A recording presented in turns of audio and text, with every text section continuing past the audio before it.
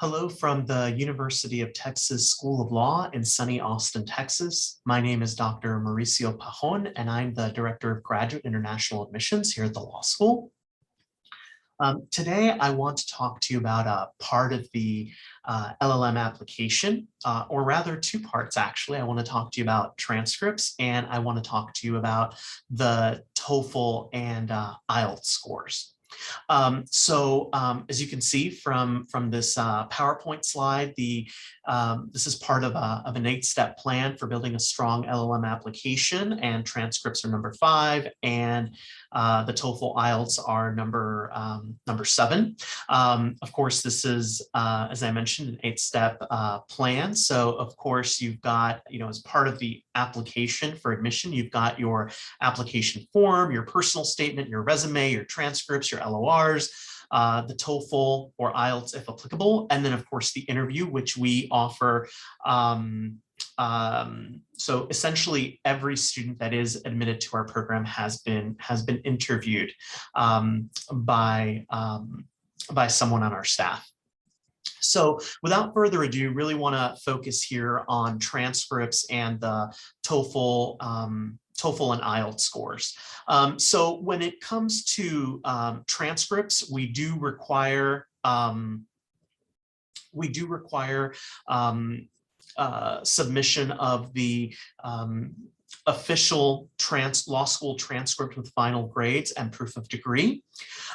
If the transcript is in a language other than English, then we are going to require a translation, a literal word for word English translation, but it doesn't need to be certified. You can actually do it yourself, and then you can upload it, submit it through the LSAC, the Law School Admissions Council portal.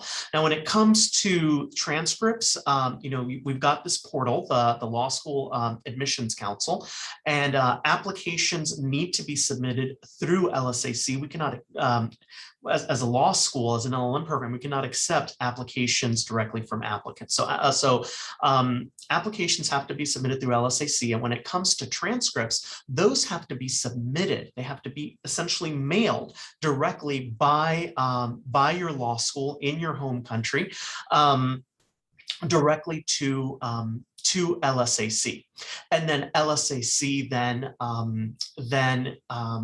authenticates and then evaluates your transcripts. And because grades and grading systems and grading scales are different depending on the country where you're from, LSAC is going to evaluate those transcripts, give us a grade conversion table, and also a ranking, right? The LSAC ranking. You definitely want to give yourselves enough time to apply. Our application always opens on September 1st. Applications are due by March 1st for priority consideration. If you are a foreign trained lawyer, know that it's going to take time for universities to mail your transcripts and for these transcripts to get to LSAC. And then for international transcripts, it can take LSAC a minimum of 2 to 3 weeks to authenticate and evaluate a transcript. So I can't emphasize this enough. Give yourselves enough time to just apply in general, but definitely to request those transcripts. Then when it comes to the TOEFL or the IELTS score, just know that we accept the TOEFL IBT or the IELTS academic. We are also currently accepting the TOEFL at home test and the IELTS indicator.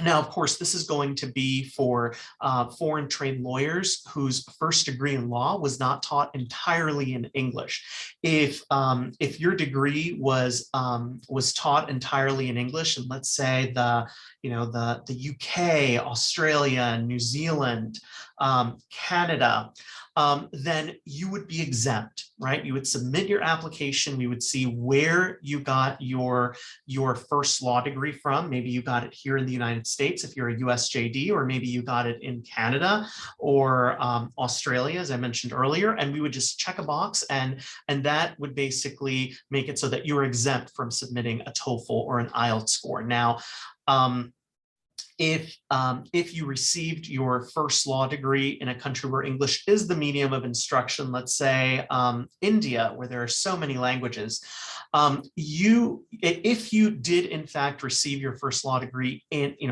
totally in English, entirely in English, you can request a waiver, an exemption from submitting the TOEFL or IELTS if you wish.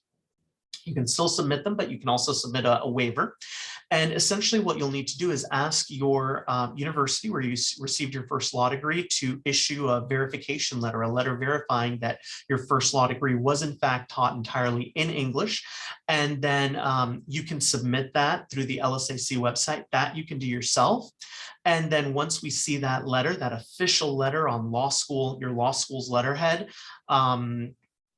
we will essentially check that same box and exempt you. Now, everyone else does have to submit a TOEFL or an IELTS.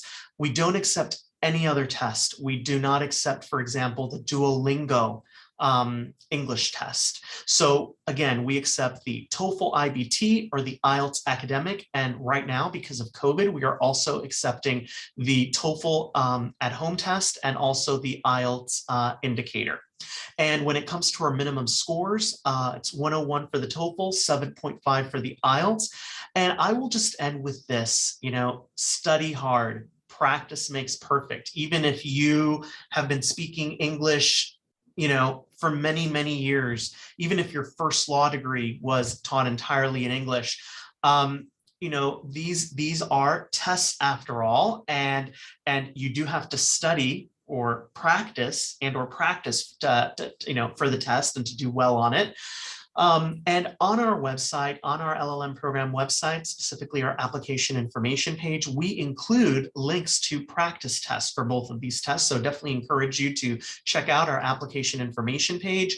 And when you're on there, also sign up for one of our virtual admissions information sessions. I lead those and I go into a bit more detail when it comes to reasons for getting an LLM, reasons for doing your LLM at UT, and then I kind of go in depth into this 8-step plan for building a strong application. So I hope to see you at one of the admissions info sessions. I thank you for your time and for listening, and we hope to receive an application from you in the near future. Thank you.